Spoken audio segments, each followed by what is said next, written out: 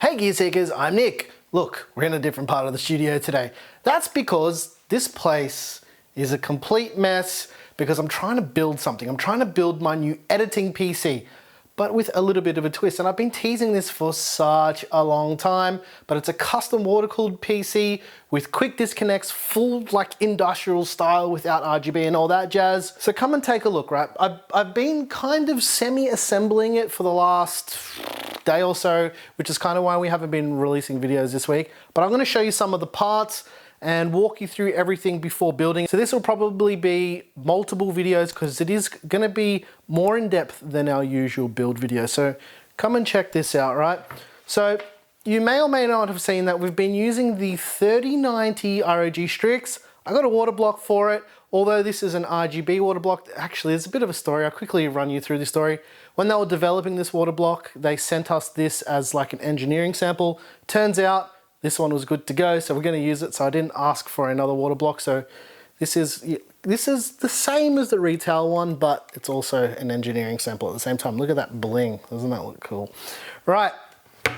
Also, we're adding the Aura storage card. This one is an empty one without drives. I need more storage for my editing PC, so we're going to be adding that. Obviously, it's not water cooled, but I did want to talk about that. It's the 3970X Threadripper system, so I'm using a Threadripper water block, obviously. Brand new, never been used before, no RGB, right? You can see like all the fittings and all that jazz are just here, it's just all over the place. We're using the EK Vardar fans, 140s and 120s.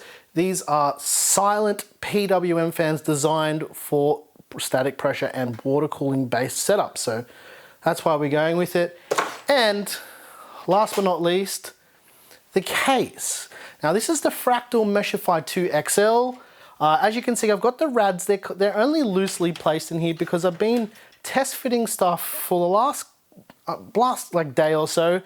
And basically the idea for this system is for it to be a soft tube quick disconnect loop with a manifold, but most of the pipes and connectors and fittings that connect to the radiators, the pump and everything, to be completely hidden. So that's the idea. So there'll be drilling, there'll be modding, there'll be a whole bunch of things.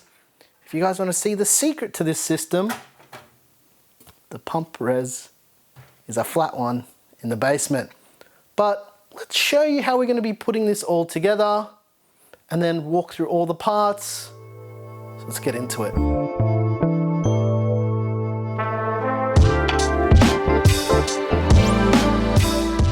This video series is proudly brought to you by Thermaltake and their new high-capacity TOUGHRAM RGB DDR4 RAM. Featuring Hynix ADI 2GB memory chips with module capacities up to 32 gigs per stick and available in 64GB kits. Perfect for memory-intensive applications like content creation and for overclocking. It features full RGB lighting support for ASUS AuraSync, Gigabyte RGB Fusion, ASRock Polychrome Sync, and MSI Mystic Light. TOUGHRAM RGB also comes with a comprehensive limited lifetime warranty for each TOUGHRAM RGB kit. For more information on Thermaltake's TOUGHRAM RGB, check out the link in the video description. All right, as I mentioned in the intro, the main idea for this system is to be as functional as possible. So I can, let's say I swap out a motherboard, I can swap the motherboard without destroying any of the water cooling. Everything will be on quick disconnects. I can literally pull them out off a manifold. If I want to add a second GPU, if that's something that I ever want to do, I've got provisions added for second GPUs on the manifold. Obviously, it's going to be a single GPU. It's going to be a single 3090. And this is not a gaming PC. This is a complete workstation. So there'll be as little RGB as possible. The only RGB that's going to be really in the system is on the motherboard, which is going to be disabled. So yeah, all the fans that we went with are not RGB, and I already showed them. They're the EK Vardar fans. The orientation for the rads that I ended up going with for this system is this. There's a lot of versatility with this case, and I said that in the build and review of this case. You can check that out in the top right hand corner right now. But basically, you're not really limited with water cooling on this case. So what I decided to do was to be conservative, but also practical at the same time.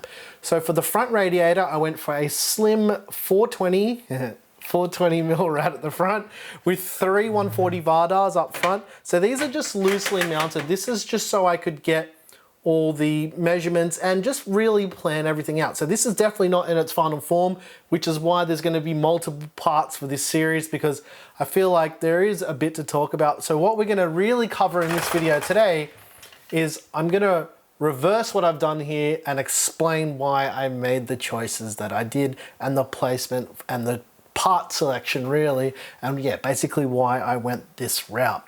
Right, with that said, let's get into it, and I want to show you the coolest thing that I decided to do for this build. So let's check out the pump res combo. Now this is something quite interesting. In the bottom of the Meshify 2 XL, there is this panel here, and the Define 7 XL is the same as well. Basically, it's panels that hide everything, and when I saw this, I knew that I had to go this path for the pump res combo, right? So I went with something new from EK. It's called the FLT 120. It's a flat D5 pump res combo that can be mounted either on its side or it can be mounted vertically as well. There's inlets and returns for both types of orientations. So when we're actually using it, it's going to be laying flat, and the return and the outlet will be these ones here, right? So this is actually perfect. I didn't measure this before I got it. I just basically was like, this is gonna fit, this has to fit. So that's basically what I went with. And the great thing about the Meshify 2 XL is it has mounting for fans on the bottom of the case, and this mounts up perfectly to the bottom, so it's not gonna move around. Obviously, as I mentioned, nothing is permanently mounted yet. I haven't even flushed the rads yet. This is all just for fitment. And because we're reversing all of this test fitting, this is coming out. All right, next up is the manifold. Basically what this is it's a type of distribution block. It's like a manifold in a car, really. That's why it's called a manifold. And it's from EK's Pro lineup. And basically the idea is, and you can actually use this in a few different ways, but the way that we're gonna use it is there needs to be actual there's a couple ways to use this. You can use this as a pass-through to go from one end to the other if you're doing it in line, or you can use it in series or parallel. What we're going to be doing with this is we're having an inlet and an outlet, and basically the loop will not flow if there's not at least one device connected to it. So it needs to have at least one GPU or one CPU for the loop to work. And this is just basically going to be more efficient, and it's going to allow us to cool things down faster. So that's why we're doing it this way. The way these quick disconnect fittings work, now remember this is just mounted up just to be like loose because we're just test fitting everything. So you buy these as a kit, well you buy them as individual kits for CPUs and GPUs and whatnot, and the manifold separately.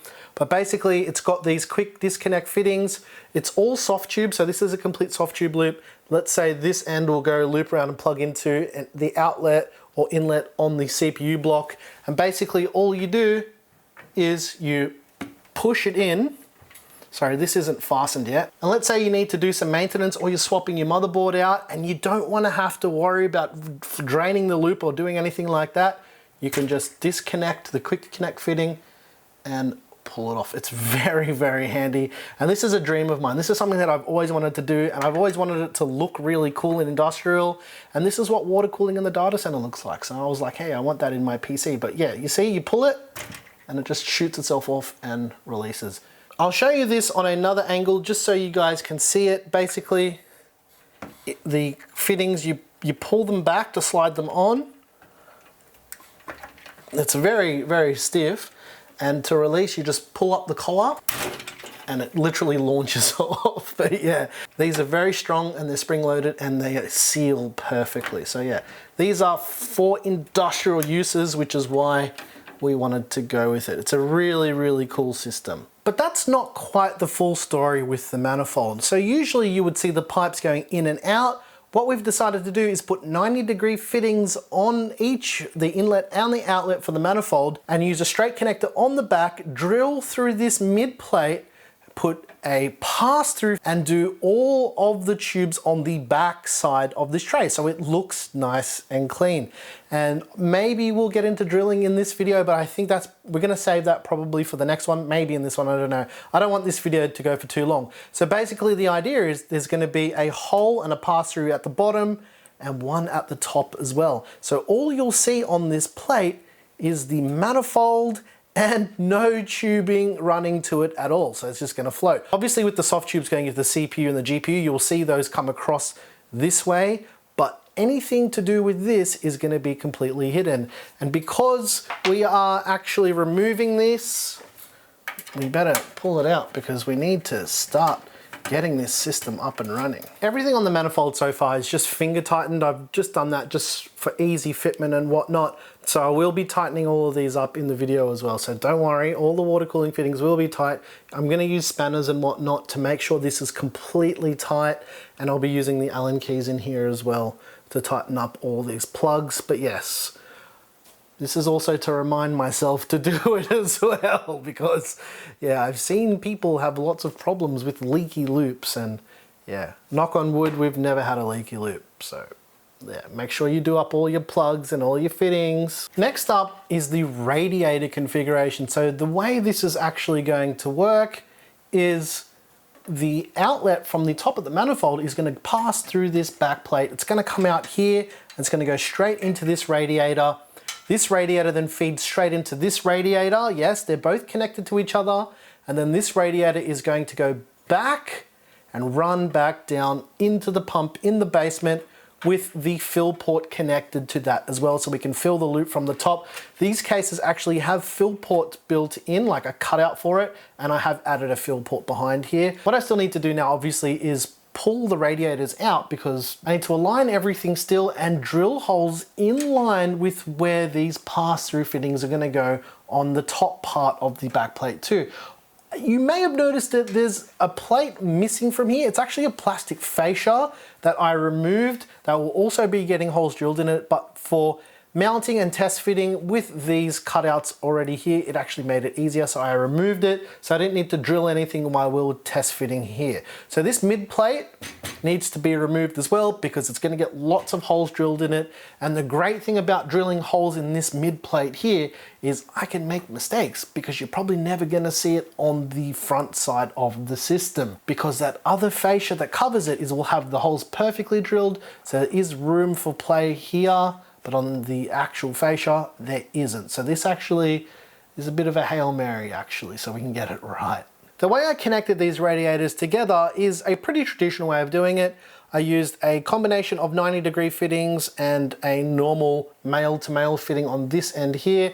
And what it allows me to do is push the radiator up, so it's at a different offset to this one, and it allows better airflow for the fans at the front because it's not being blocked at the bottom of the radiator. Because we're done talking about that front radiator, I'm gonna take it out now. So I just need to disconnect weird 90-degree array off and make sure I tighten this up as well. This is a reminder to yourself, Nick. Do up all your fittings nice and tight before you reinstall everything. Yeah. All right, let's just quickly pull out this rad and I'll show you it.